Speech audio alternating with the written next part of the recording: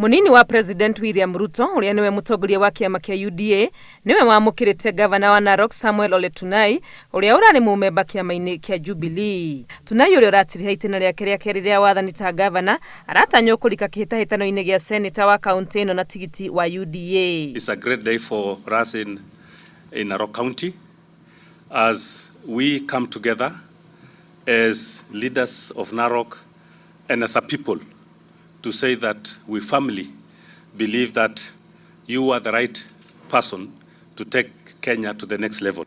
Nataka niwaambie asante sana kutoka Narok County.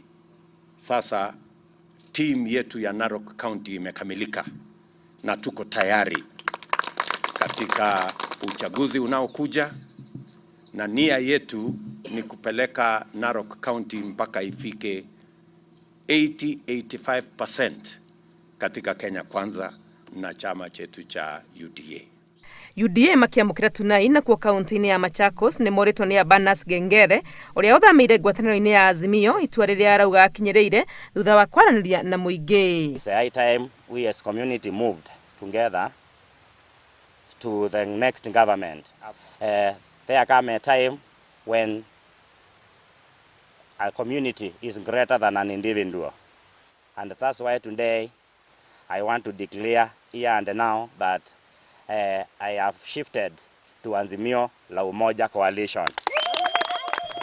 Maya magithie na mbere na kio kiama kia DAP Kenya nigitianiire uhoro ati kiri na uiguano wa kwaga kurugamia ahuraniri kuria kiama kia ODM kiri na urumiriri munene. Kuna propaganda imekuwa inaendelea eti chama cha DAP kitaruhusiwa tu kuwa na wagombezi wa viti katika kaunti mbili, kaunti ya Bungoma na Trans Nzoia. Si ninyi ndio wenye chama? Hayo ndio mmekubaliana hayo? Wacha demokrasi ifanye kazi. Tuache wananchi wafanye kazi, wachague viongozi wanaotaka, wajiunge na vyama wanavyotaka.